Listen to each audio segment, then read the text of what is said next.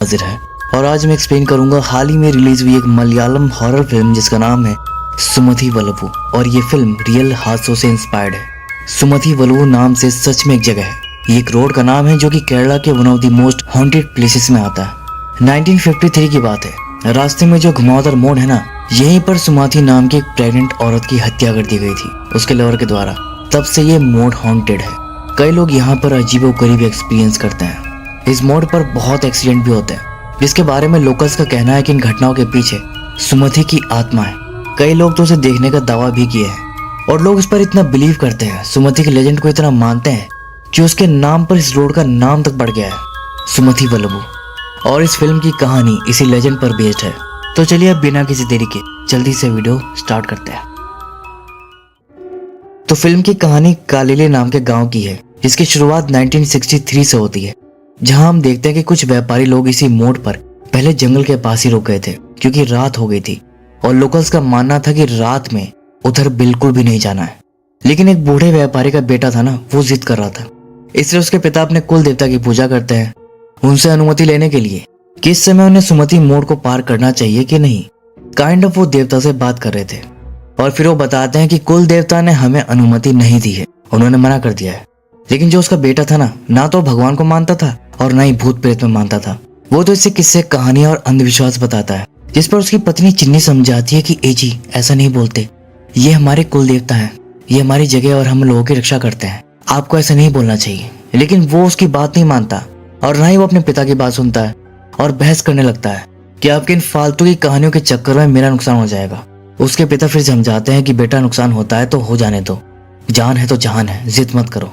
लेकिन वो नहीं मानता तो वो कहता है कि ठीक है, तुम में हिम्मत है तो अकेले वहां जाकर दिखाओ, लेकिन हम में से वहां कोई तुम्हारे साथ नहीं जाएगा।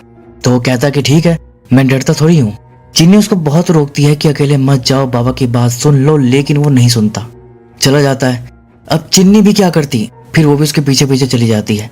रास्ते रास्ते वो अभी भी यही कही जा रही थी कि लौट चलो, और उसे पता ही नहीं चला कि कब वो उसके पीछे पीछे उस मोड़ तक पहुंच गई। वो तो उसका पति रियलाइज कराया कि हम लोग इस मोड़ पर हैं, देखो, और अभी तक कुछ नहीं हुआ और ना ही कुछ होगा, सब कहानियां हैं और कुछ नहीं, चलो मेरे साथ। फिर वो उसे आगे झरने के पास लेकर जाता है और वहां पर जो नजारा था बहुत सुंदर लग रहा था। अब ये लोग सोच रहे थे कि सब फालतू में यहाँ आने से डरते हैं इतना, ये तो बहुत ही खूबसूरत जगह है। तभी चिन्नी देखती है कि वहां नीचे कोई औरत चल रही थी। वो अपने पति को बताती है कि देखिए वहां कोई है। इस पर वो कहता है, अरे वाह, लगता है हमारे जैसे और भी बहादुर लोग हैं यहाँ पर। और मजाक में कहता है, अरे सुनो, उधर मत जाओ, सब कहते हैं कि उधर भूत है, और हंसने लगता है। लेकिन जैसी वो औरत पलट कर देखती है ना, उसकी हंसी बंद हो जाती है क्योंकि वो सुमति ही थी जो कि चिन्नी का रूप ले रखी थी। फिर अगले ही पल उसकी आंखें एकदम से सफेद हो जाती हैं। अब इसके बाद इन दोनों का क्या होता है ये हमें दिखाई नहीं जाता और सीन यहीं पर कट हो जाता है। और अब कहानी यहाँ से सीधा 90s के दौर में शिफ्ट होती है। अब एग्जैक्ट ईयर क्या है ये तो मेंशन नहीं किया गया है, लेकिन सबके ड्रेसेस और वीसीआर कैसेट के चलन से प्रतीत होता है कि 1993 से 1996 के बीच का समय है। तो फिलहाल गांव में एक नए फॉरेस्ट ऑफिसर आते हैं, जिस पर गांव वाले कहते हैं कि सर आपका पनिशमेंट ट्रांसफर हुआ है क्या, क्योंकि यहाँ कोई अपनी मर्जी से तो नहीं आता। तो ऑफिसर कहता है कि क्यों, ऐसी क्या खराबी है इस जगह में। तो लोग बताते हैं कि सर आपको पता नहीं, ये जगह श्रापित है। फिर इसके बाद वो अपने चेक पोस्ट वाले ऑफिस पहुंचता है। तो वहां जो दो ऑफिसर पहले से थे उनसे पता चलता है कि ये चेक पोस्ट रात 8 बजे ही बंद कर दिया जाता है। वो पूछता है कि ऐसा क्यों। तो बताते हैं कि सर इस चेक पोस्ट से 1.5 किलोमीटर आगे एक मोड़ है, उसे सुमति मोड़ कहते हैं। सबका मानना है कि वो जगह श्रापित है, वहां सुमति की आत्मा घूमती है, रात में कोई उधर से नहीं गुजरता, इसलिए चेक पोस्ट 8 बजे ही बंद कर दिया जाता है। फिर सुबह 6 बजे ही खुलता है। जिस पर ऑफिसर कहता है कि तुम लोग भी गाँव वालों की कहानी में मानते हो। तो लोग बताते हैं कि सर ये मनगढ़ंत कहानी नहीं है, उस रोड पर बहुत सारे हादसे हुए हैं, कुछ लोग ने तो सुमति को देखा भी है, यहाँ तक कि ब्रिटिशर्स भी उस रास्ते को रात में पार नहीं कर पाए थे। हमें भी यहाँ आए 1.5 साल हो गया है, यहाँ कुछ तो महसूस किया है सर। वैसे आप अभी नए आए हैं ना, कुछ टाइम बाद आपको भी इन बातों पर यकीन हो जाएगा। देन इसके बाद हम फिल्म के मेन कैरेक्टर को देखते हैं जिसका नाम है अपू। अब अपू यहाँ पर 3-4 दोस्तों के साथ एक वीसीआर कैसेट की दुकान चलाता है। अपू वैसे तो किसी से डरता वरता नहीं है, लेकिन भूत प्रेत से बहुत डरता है, खासकर सुमति से।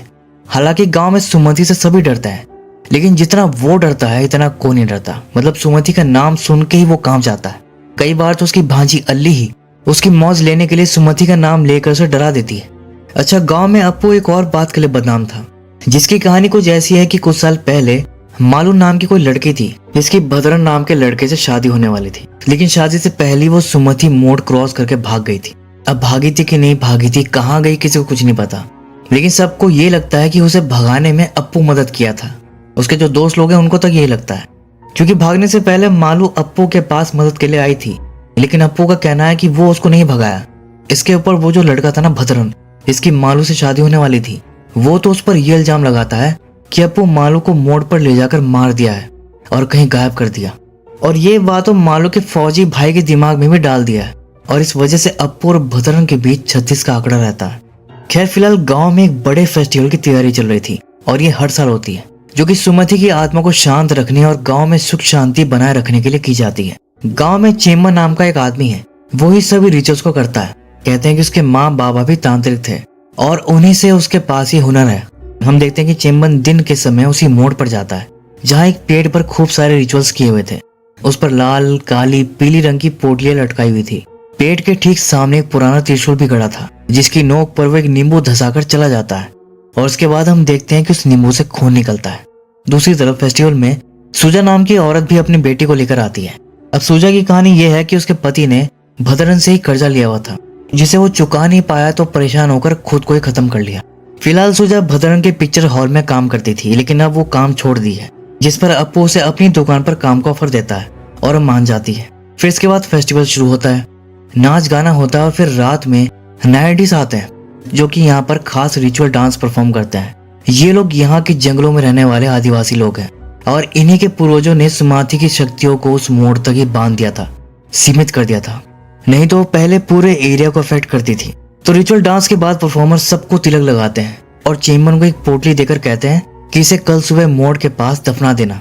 फिर जो अप्पू के पास तिलक करने आते हैं तो उन्हें कुछ आभास होता है, और अप्पू से कहते हैं कि वो आएगी तुझे ढूंढते हुए, जब वो आएगी तो डरना मत। अब इसके बाद हम मुरली नाम के लड़के को देखते हैं, जो कि पास के गांव से यहाँ फेस्टिवल में ढोल बजाने आया था, और वो अभी लौटने की बात कर रहा था, अभी रात में। लेकिन उसके शिव काका कहते हैं कि बेटा अभी रुक जा, कल सुबह सब एक साथ निकल चलेंगे। लेकिन वो नहीं मानता, कहता है कि कल सुबह ही मेरा अगला शो है, अभी नहीं निकला तो शो छूट जाएगा। शिव काका उसको बहुत समझाए कि बेटा मोड़ पर सुमति का खतरा है, अभी मत जा। लेकिन वो दूसरे गांव का था, उसे लगता था कि ये सब कहानियां हैं, वो नहीं माना और चला गया। तभी रास्ते में उसे लगता है कि कोई उसके पीछे चल रहा है। वो सोचता है कि उसके शिव काका है, कहता है अरे आपको तो डर लग रहा था, कैसे आ गए। ये बोलते बोलते वो पलट कर देखता है तो वहां कोई नहीं था, और तभी फिर से आवाज आती है और अब वो डर जाता है। फिर वो क्या देखता है कि जमीन पर एक सड़ी हुई लाश पड़ी है, जिस पर हजारों कीड़े रेंग रहे थे, और उसके ठीक पीछे कोई एंटिटी खड़ी थी जिसके लंबे लंबे नाखून थे। वो पलट कर देखता है तो वो गायब हो जाती है, लेकिन फिर अगले ही पल वो एकदम से उसके सामने आती है, जिसे देखकर वो जोर से चीखता है और वहीं गिर जाता है। इसी के साथ अप्पू भी चीख पड़ता है अपने घर में। उसकी माँ अगर पूछती है कि बेटा क्या हुआ, अप्पू कहता है कि मैंने एक डरावना सपना देखा, जिस पर उसके पिता हर बार की तरह उसकी फिरकी लेते हैं कि अरे यार बड़ा डरपोक है यार ये। उसकी माँ कहती है अरे इसे कुछ मत बोलिए, पूजा में जो हुआ शायद उसे डर गया मेरा बेटा। अब अप्पू के जो पिता थे उनका शादियों का काम था, जैसे शादी का सेट वगैरह लगवाना, खाना वगैरह सब। अब एक आदमी जो सामान लेकर आया था, और तभी वो उसी ढोल वाले के बारे में बताता है कि कल जो ढोल वाले आए थे ना, उनमें से एक आज सुबह उसी मोड़ के पास बेहोश पड़ा मिला, सर भी फट गया है, उसे अस्पताल लेकर गए हैं। अप्पू के पिता कहते हैं कितनी बार समझाया कि रात में उस रास्ते पर मत जाओ, लेकिन लोग भी ना। फिर इसके बाद गांव में शादी होती है जिससे सभी खुश थे, लेकिन अप्पू का दिल रो रहा था, क्योंकि जिस लड़की की शादी थी वो उसकी क्रश थी, और उसके सामने वो किसी और की हो रही थी। और बेचारे अप्पू की बदकिस्मती ऐसी कि वो उसी की शादी में खाना बांट रहा था, और शादी का अरेंजमेंट सब उसके पिता ही किए थे। इसके ऊपर भद्रन आ जाता है उसके जले पर नमक छिड़कने। ये लोग इसी ढोल वाले के बारे में बात कर रहे थे। एक आदमी कहता है कि कोई इतना बेवकूफ कैसे हो सकता है, रात में आज तक कोई इस मोड़ को पार नहीं कर पाया। इस पर जानबूझकर अप्पू को सुनाते हुए कहता है लेकिन कोई तो पार किया है, और सबको पता है कि कौन और किसके साथ।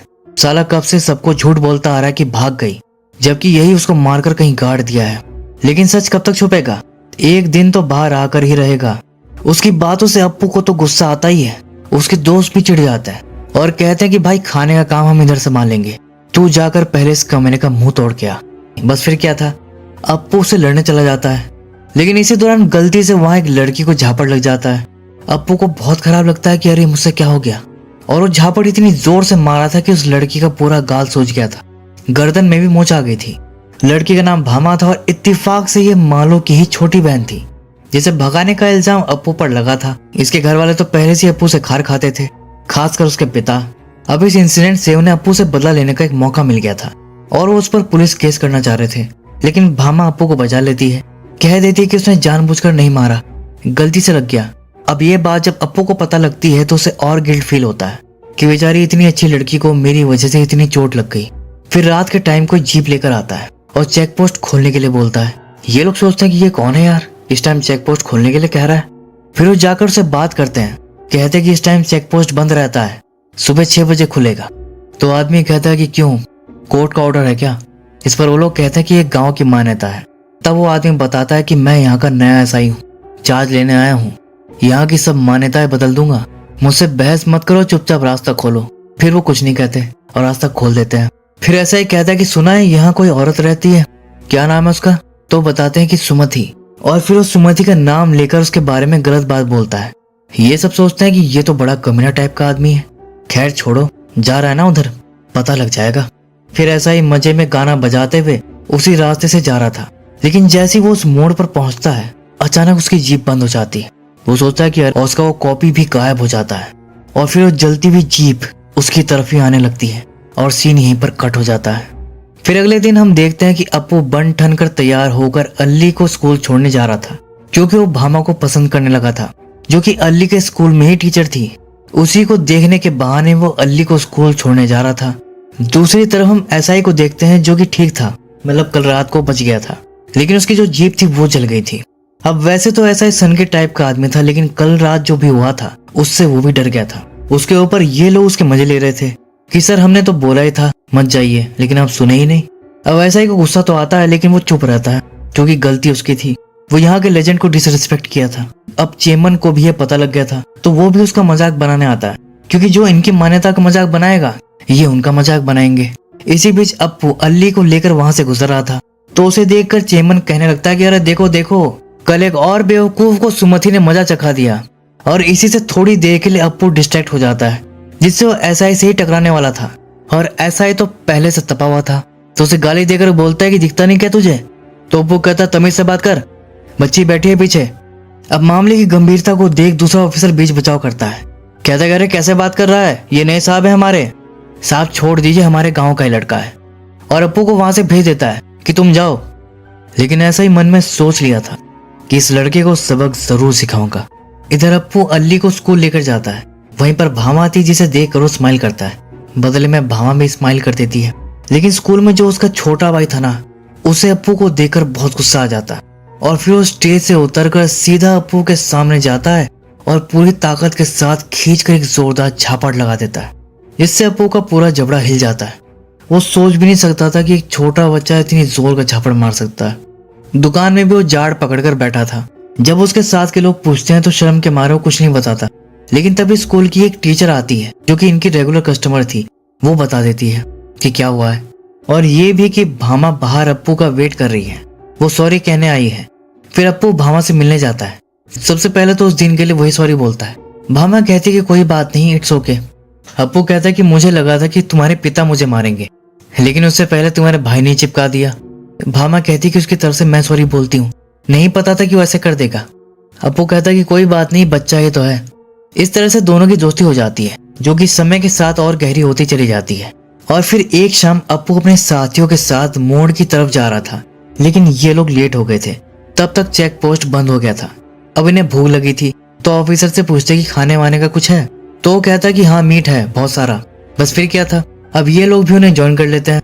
वहीं पर भद्रा नाम की एक औरत भी थी, जिसे सब भद्रा काकी बुलाते थे, और भद्रा काकी सुमाथी के ही गांव से थी। यहाँ पर अप्पू उस नए फॉरेस्ट ऑफिसर से बात करता है, कहता है कि और सर कैसा लगा आपको हमारा गांव? तो बताता है कि बहुत अच्छा, और सबसे अच्छी लगी यहाँ की भूत की कहानी। इस पर भद्रा काकी कहती कि ये कोई कहानी नहीं है सर, हकीकत है। सालों पहले यहाँ काले जादू करने वाले लोग रहते थे। इन्हीं में से एक आदमी सुमति से प्यार का नाटक किया और उससे शादी करके यहाँ ले आया। सुमति माँ बनने वाली थी और वो बहुत खुश थी, लेकिन उस बेचारी को क्या पता था कि सब इनके ब्लैक रिचुअल का हिस्सा था। रिचुअल से ये लोग अपनी शक्ति बढ़ाकर पूरे गांव पर कब्जा करना चाहते थे, जिसके लिए इन्हें किसी गर्भवती औरत की बलि देनी थी। बलि की पूजा तक भी सुमति को सच्चाई पता नहीं लगी, क्योंकि उसे बताया गया था कि ये पूजा उसके और आने वाले बच्चे की सेहत के लिए है। वो बेचारी धोखे में रही और जब तक सुमति को समझ आया तब तक बहुत देर हो चुकी थी। ये लोग सुमति को बच्चे समेत जिंदा आग में डाल दिए, लेकिन मरते हुए सुमति ने कसम खाई कि वो उन लोगों को बर्बाद कर देगी। लेकिन वो हम गांव वालों को नुकसान नहीं पहुंचाती है, बल्कि दूसरी आत्माओं से उनकी रक्षा करती है। यानी काकी का ये कहना था कि सुमति एक गार्डियन स्पिरिट है। और फिर वो अप्पू से कहती कि तुम्हारा उस मोड़ से कोई संबंध है, तुम पर कोई मुसीबत आने वाली है, पूरा गांव तुम्हारे खिलाफ होगा। ये सुन अप्पू डर जाता है कि काकी ऐसा क्यों बोल रही है, क्या होने वाला है भाई। और फिर इसके बाद ही महेश की एंट्री होती है, मालू के फौजी भाई की, जो कि 1 महीने की छुट्टी लेकर आया था। और अप्पू से साफ बोलता है कि यहाँ मैं यही पता लगाने आया हूँ कि मेरी बहन के साथ क्या हुआ था, और सच का पता मैं लगा कर रहूंगा। फिर वो उसे ऐसा ऐसे मिल जाता है, उससे दोस्ती वगैरह कर लेता है और फिर उसकी बहन के केस को देखने के लिए बोलता है। जब एसआई को पता लगता है कि इसमें अप्पू भी इन्वॉल्व है, तब तो उसका इस केस में पर्सनल इंटरेस्ट बन जाता है। दूसरी तरफ वो जो टीचर थी ना, जो इनके यहाँ कैसेट लेने आती थी, उसको बच्चा होने वाला था, लेकिन डिलीवरी में परेशानी आ रही थी।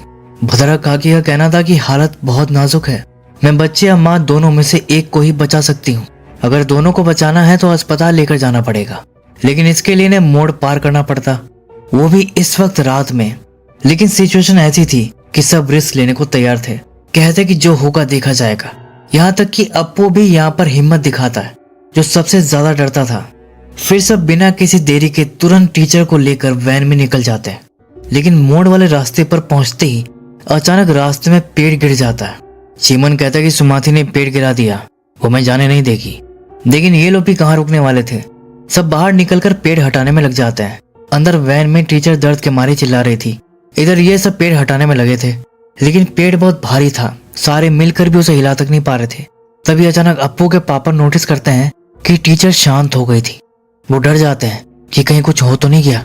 वो भागकर तुरंत देखने जाते हैं और फिर जो वो देखते हैं तो उससे परेशान होकर वो सबको बुला लेते हैं। और फिर सारे देखते हैं कि वैन से टीचर गायब थी। फिर वो परेशान होकर टीचर को आवाज लगाने लगते हैं। तभी जंगल के अंदर से टीचर की आवाज सुनाई देती है। वो अभी भी दर्द में करा रही थी, तो सब जंगल में तुरंत उसे ढूंढने जाते हैं। इसी बीच चेमन को कोई पीछे से कुछ फेंक कर मारता है। चेमन पलट कर देखता है तो वहां कोई नहीं था, और उसकी बैग पर लगने वाली चीज वही पोटली थी जिसे उस नायडीज के कहने पर वो दफना दिया था। लेकिन इसे बाहर देख वो चौंक जाता है। इधर जंगल में सब टीचर को ढूंढ रहे थे, लेकिन टीचर के कराने की आवाज हर तरफ से आ रही थी, जिससे वो लोग कंफ्यूज हो जाते हैं कि किस डायरेक्शन में ढूंढे। तो क्या करते हैं कि डिवाइड होकर अलग अलग डायरेक्शन में चले जाते हैं। इसी दौरान एक झरने के पास जाता है तो टीचर ऊपर खड़ी थी और उसके देखते ही देखते वो नीचे कूद जाती है। दूसरी तरफ अप्पू के पापा को भी कोई अंधेरे में खड़ा दिखाई देता है। उन्हें लगता है कि वो टीचर है, तो वो देखने जाते हैं, लेकिन पास जाकर वो क्या देखते हैं कि टीचर का तो सर ही नहीं था। ये देख वो डर के मारे पीछे गिर जाता है और फिर देखते हैं कि सर तो जमीन पर रखा था, जो उन्हें घूर रहा था। ये देख तो उनकी हालत खराब हो जाती है। तभी सामने पूरी धुंध छा जाती है। इसके छटते ही सब गायब हो जाता है। उनके साथ का बंदा भी ये देख लिया था और उन्हें उठाकर वहां से निकलने लगता है कि चाचा चलो यहाँ से जल्दी। फिर ये बाकी सबको ढूंढने लगते हैं और इधर अप्पू अकेला था। तभी उसे भी टीचर दिखाई देती है, जो कि एक नुकीली लकड़ी से उसके सामने अपना पेट चीरती है और फिर अपने बच्चे को निकाल कर उसे हवा में लटका देती है। तभी अप्पू को खोजते हुए सब यहीं आ जाते हैं। अप्पू तो डर के मारे बड़बड़ाने लगता है, वो टीचर, लेकिन अब वहां पर कोई नहीं था। तब चेमन बताता है कि यह सब सुमति का माया जाल है, चलो यहाँ से सब तुरंत निकलो। और तभी इस बार उन्हें बच्चे की रोने की आवाज आती है, जो कि वैन की तरफ से आ रही थी। तो सब तुरंत वैन में देखने जाते हैं तो टीचर यहीं पर थी और शुरू से ही वो यहीं पर थी, कहीं गायब नहीं हुई थी। अब तक सुमति इनको भ्रमित कर रही थी। टीचर अब तक तो बच्चे को जन्म भी दे चुकी थी और ये एक तरह का मिरेकल जैसा था कि माँ और बच्चे दोनों ठीक थे, उन्हें कुछ नहीं हुआ था। सुबह होते ही माँ और बच्चे दोनों को तुरंत हॉस्पिटल पहुंचा दिया जाता है। हॉस्पिटल में फिर अप्पू की माँ भी जाती है उसे देखने और फिर वो पूछती है कि क्या तुम्हें याद है कि माँ क्या हुआ था। तो टीचर बताती है कि मुझे ठीक से याद नहीं, लेकिन वहां पर एक औरत को देखा था। वैसे टीचर और बच्चा तो ठीक थे, लेकिन बाकी सबके साथ जो घटा था उसने सबकी हालत खराब कर दी थी। डर के मारे सबका बुरा हाल था, सबको हाई फीवर हो गया था। दूसरी तरफ महेश और एसआई मिलकर जंगल में एक जंगली सुअर का शिकार करते हैं और फिर पार्टी वार्टी करते हैं। इसी दौरान एसआई महेश को बताता है कि मैंने तेरी बहन की फाइल स्टडी की और जितना मैं समझाऊं तेरी बहन जिंदा नहीं है। ये तो मैं नहीं कह सकता कि उसे अप्पू ने मारा है या सुमति ने, लेकिन इतना पक्के तौर पर कह सकता हूँ कि उस रात तेरी बहन ने मोड़ पार नहीं किया था। तभी उनके साथ जो जंगल का लोकल आदमी था ना, वो उनकी बात सुन लेता है और वो बिल्कुल एक नई बात बताता है। कहता है कि सुमति किसी को नहीं मारती, वो बस उस मोड़ से डराकर भगा देती है, क्योंकि वो नहीं चाहती जो उसके साथ हुआ वो किसी और के साथ हो। वहां पर असल में ब्रह्म राक्षस रहता है, जिसकी उत्पत्ति काफी टाइम पहले अंग्रेजों को हमारे जंगल में आने से रोकने के लिए की गई थी। और सुमति की आत्मा उस मोड़ की गेट कीपर जैसी है, मतलब ना तो वहां किसी को अंदर जाने देती है और ना ही वहां जो शक्ति है, जो ब्रह्म राक्षस है, उसे वहां से बाहर जाने देती है। तो ये बिल्कुल नया सीन है जो ये आदमी बताता है। फिर इन सब के बाद हम देखते हैं कि अप्पू स्कूल जाकर भामा को प्रपोज कर देता है और फिर दोनों साथ में घूम रहे थे, लेकिन इसी बीच ऐसा ही दोनों को साथ में देख लेता है और भामा के भाई यानी अपने दोस्त महेश को ये बता देता है। फिर इसके बाद महेश पूरी फैमिली के साथ अप्पू के घर आता है, अप्पू को चिढ़ाने के लिए। वो ये बताने आया था कि ये लोग भामा का रिश्ता तय कर दिए, वो भी भद्रन के साथ, और अगले महीने ही शादी है। इसके ऊपर अप्पू के डैड कहते हैं कि आप बेफिक्र रहिए, भामा बिटिया की शादी की जिम्मेदारी मैं लेता हूँ। अब ये सब सुनकर अप्पू का दिल फिर से टूट जाता है। फिर वो खूब पीता है, जिस पर उसका दोस्त सलाह देता है कि भाई एक काम कर, तू उसे भगा कर ले जा। लेकिन चेम्बन तुरंत टोक देता है कि पहले एक को भगाने वाला मैटर अभी तक लटका हुआ है, अब एक और को भगाने की बात मत कर। फिर ये लोग कुछ नहीं करते, बस खूब सारा नशा वशा कर लेते हैं और इतना कर लेते हैं कि नशे में सुमाती मोड़ पर भी चले जाते हैं। उन्हें कोई होश नहीं था कि वो लोग क्या कर रहे हैं, और वहां मोड़ पर ये लोग सुमति को अनाप शनाप बकते हैं। तभी उसके बाद अचानक वहां एक धुंध उन्हें घेर लेती है। फिर कुछ अघोरी लोग उन्हें दिखाई देते हैं और उनके ऊपर कुछ फूंक कर उन्हें बेहोश कर देते हैं। और अगले दिन सब ऑफिसर को मोड़ पर ही बेहोशी की हालत में मिलते हैं। अब वो लोग कोई अघोरी थे जो उन्हें बचाने आए थे या वो सुमति का ही कोई माया जाल था। खैर अब इनके ठीक से होश में आते ही अप्पू दुकान जाता है। उसी वक्त वहां पर भद्रन आ जाता है और अप्पू शादी का न्योता मिल गया। अब वहीं पर सूजा और उसकी बेटी भी थी, जिन्हें देखते ही वो चुप हो जाता है और तुरंत वहां से चला जाता है। उसको देख सूजा की बेटी घबरा जाती है। अप्पू नोटिस कर लेता है और पूछता है कि भाभी क्या बात है। तब सूजा उसको बताती है कि पहले वो भद्रन के सिनेमा हॉल का काम इसलिए छोड़ी थी क्योंकि भद्रन के इरादे ठीक नहीं थे। उसकी सूजा पर गंदी नजर थी। एक दिन तो उसके साथ जबरदस्ती करने की भी कोशिश किया था, और तो और वो उसकी बेटी पर भी गंदी नियत रखे था, इसलिए वो वहां से काम छोड़ दी थी। फिर अप्पू उस बच्ची से बात करता है, कहता है कि बेटा क्यों रो रही हो, मत रो, तुम्हारे अप्पू चाचा है ना, अब तुम्हें किसी से डरने की जरूरत नहीं है। लेकिन फिर अगले ही दिन सैडली सूजा और उसकी बेटी की लाश पेड़ पर फांसी से लटकी हुई मिलती है। ऐसा ही तो इसे आत्मदाह का केस बताकर केस निपटा रहा था, लेकिन अप्पू समझ गया था कि दोनों की हत्या हुई है और कौन किया है ये भी उसे पता था। बस फिर क्या था, वो सीधा भद्रन के पिक्चर हॉल जाता है, टॉर्च मारकर उसे ढूंढता है और पीटता हुआ हॉल से बाहर लेकर आता है और वहां भी दोनों की लड़ाई चलती है। तभी इतने में अप्पू के डैड आकर उसे रोक देते हैं कि अप्पू ये क्या कर रहा है, पागल हो गया क्या तू। अप्पू कहता है कि पापा यही है, इसी ने सूजा भाभी और उसकी बेटी को मारा है। तो भद्रन उसके डैड के सामने सीधा बनने लगता है कि देखा अंकल, जिससे शादी करना चाहता था उससे मेरी शादी हो रही है, तो मुझे जानबूझकर फंसा रहा है। तो उसके डैड बोलते हैं कि एक मिनट, अप्पू ये क्या बोल रहा है, भामा और तेरा क्या रिश्ता है। तो बोलता है कि हम एक दूसरे से प्यार कर। इतने में उसके पापा उसे जोर से झापड़ लगा देते हैं और डांटते हैं कि तेरी वजह से पहली वो परिवार इतना कुछ सहा है, अब मैं उस परिवार के साथ कुछ गलत होने नहीं दूंगा। भामा की शादी जिस दिन तय हुई है उसी दिन उसकी शादी करवाऊंगा, कान खोलकर सुन ले। और फिर उनके जाते ही भद्रन अपना असली रंग दिखाता है, खुद कन्फेस करता है कि मैंने ही मारा है, क्योंकि वो मेरी कब्र कभी भी खोद सकती थी, इसलिए रास्ते से हटा दिया। जा जाके बोल दे सबको, तेरी बात पर कौन यकीन करता है मैं भी देखता हूँ। और तब अप्पू को यह भी पता चलता है कि एसआई भी उसके साथ मिला हुआ है, जिससे अप्पू बिल्कुल हेल्पलेस सा हो जाता है कि अब उन दोनों को इंसाफ कैसे दिलवाएगा। ऊपर से जिस लड़की से वो प्यार करता है उसकी शादी सब इस राक्षस से करवाने वाले थे। इसके बीच भामा अपने छोटे भाई से लेटर भी भिजवाती है कि वो उसे भगा ले जाए, लेकिन उसके डैड वहीं पर खड़े थे, इसलिए अप्पू कुछ भी नहीं करता, जैसे चल रहा था वैसे चलने देता है। वो भामा की शादी में किचन का काम संभाल रहा था, लेकिन तभी अचानक ही ग्रह नक्षत्र से बदल जाते हैं। दूसरी तरफ एक ऑफिसर महेश से मिलकर उसको बता देता है कि सूजा और उसकी बेटी की हत्या हुई है। हत्या भद्रन ने ही की है, जिसे छुपाने में एसआई भी उसकी हेल्प किया है। अब उसकी सच्चाई जानने के बाद तो वो अपनी बहन की शादी उस राक्षस से करवाने से रहा। और इधर अप्पू के डैड एकदम से पलटी मार देते हैं, कहते कि चल अपना ड्रामा बंद कर और भामा को भगा के ले जा। अप्पू को तो यकीन ही नहीं होता कि ये अचानक से आप क्या बोल रहे हैं। तो असल में उसके डैड अब तक नाटक कर रहे थे। वो तो अपने बेटे की साइड पर थे। वो उससे कहते कि मैंने वादा किया था कि भामा की शादी करवाऊंगा, बस फर्क इतना है कि शादी मेरे बेटे के साथ होगी, चल अब जा जल्दी कर। ये सुनकर तो अप्पू खुशी से फूले नहीं समा रहा था, लेकिन ये खुशी चंद भर की ही रहती है, क्योंकि अगले ही पल पता चलता है कि भामा तो पहले ही भाग चुकी है। और इसका इल्जाम किस पर लगेगा?